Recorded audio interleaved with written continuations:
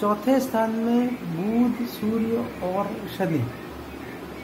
इनका नवमांश की जो बात करूं तो इनके नवमांश में अपन बात कर रहे थे इनके शादी के लिए, और इनके नवमांश में जो सप्तमेश है वो मूव होके छठे स्थान में गुरु और शनि के साथ चला गया। और अगर अपन इनके लग्न कुंडली की बात करूं तो मैं इनका सप्तमेश है वो मूव होके मंगल सूर्य के साथ जाके अंगारक योग बना रहा है, और सातवें स्थान में राहु बैठा हुआ है, और लग्न में शनि और केतु का जो कॉम्बिनेशन है उसकी दृष्टि सातवें स्थान पे है। तो जनरली सातवें स्थान से अगर गुरु और शनि रिलेट होते हैं तो इनकी शादी में विलंब होता है। इनका मैंने जैसे बताया कि इनका जन्म 4 अगस्त 1985 को हुआ है। काफी लेट है ये शादी के लिए। अच्छे अच्छे योग आके चले गए, लेकिन शनि और केतु के कॉम्बिनेशन के कारण जो पितृदोष बन रहा है लग्न में, और पितृदोष की दृष्टि सातवें स्थान में होने के कारण इनके जीवन में बहुत सारी विडंबनाएं आई। दूसरा चीज, चौथे स्थान में सूर्य और मंगल, सप्तमेश मंगल है वो जो सूर्य के साथ बैठा हुआ है, तो और उसके साथ में बुध और उसके ऊपर गुरु की दृष्टि, तो ये आदमी का ज्यादातर फोकस अपने कैरियर ओरिएंटेड रहा। कैरियर को इन्होंने अपने जीवन में प्राथमिकता दी, और उसी कैरियर के जीवन में इनकी प्राथमिकता के कारण इनका लग्न का जो लग्न जीवन इनका रहा उसमें विलंब हुआ। अब मैं बताऊं कि ज्योतिष में कोई भी प्रॉब्लम हो, हर एक प्रॉब्लम का सॉल्यूशन होता है, and astrology is based on the solution. ऐसा नहीं है कि खाली प्रॉब्लम ही कोई एस्ट्रोलॉजी बताता है। एस्ट्रोलॉजी टाइम इंडिकेट करता है कि आदमी का कब अच्छा समय आ रहा है, उस समय का सदुपयोग कैसे हो और उसको किस तरीके से सदुपयोग करना है। तो यहाँ मैं इनकी बात कर रहा था कि इनके साथ में दूसरा चीज क्या है कि इनके हॉरोस्कोप में करोड़पति का योग है।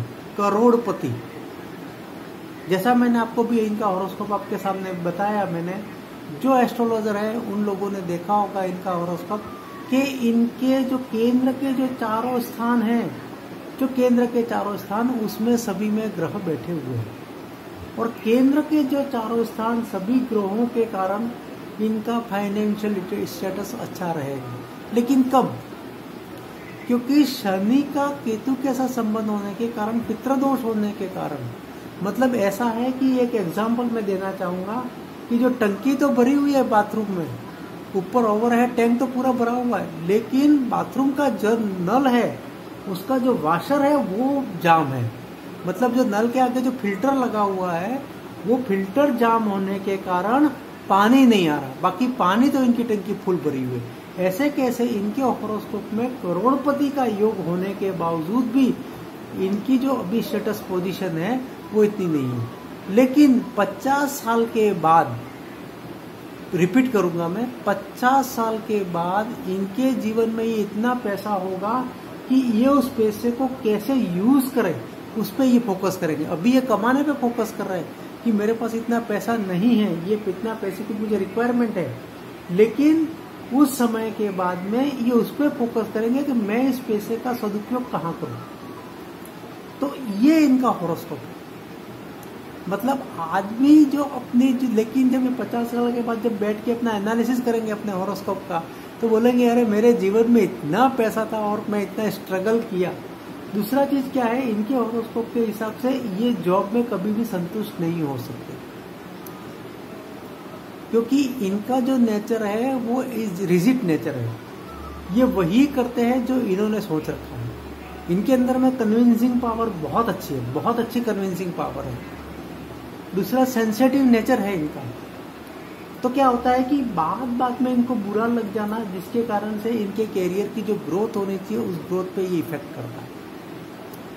तो ये सब रीजंस के कारण, जबकि शुक्र इनका 90वें स्थान में बैठा हुआ है जो इनको अर्ली अर्निंग दे रहा है। इन्होंने अपनी अर्निंग जल्दी शुरू कर दी थी, 21 साल की उम्र में इन्होंने कमाना शुरू कर दिया था, 21 साल की उम्र में।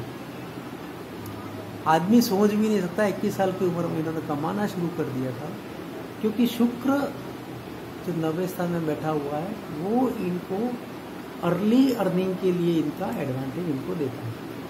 तो इन्होंने क्या किया, अर्ली अर्निंग कर दी, सब कुछ कर दिया।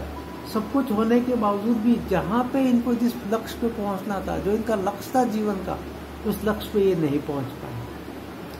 और क्योंकि इन्होंने जो प्रॉब्लम्स है उस प्रॉब्लम के ऊपर इन्होंने कभी फोकस करने की कोशिश ही नहीं की। उस फोकस को अगर उस प्रॉब्लम को अगर ये वो करते, फोकस करते, तो आज शायद इनकी पोजीशन कुछ और होती। तो मैंने इनको ये सजेस्ट किया है कि भाई साहब आप अपना ये जो है इसकी रेमेडी करिए, अपनी प्रॉब्लम्स की रेमेडी करिए आप, और आप इसमें से निकलिए। साहब आज मैं यही समाप्त करता हूँ। एक तो बहुत लंबे समय के बाद हमारी मुलाकात हुई है। मैं सबसे पहले ये बोलना चाहूँगा कि आप अपना वैक्सीनेशन ज़रूर करवाएं।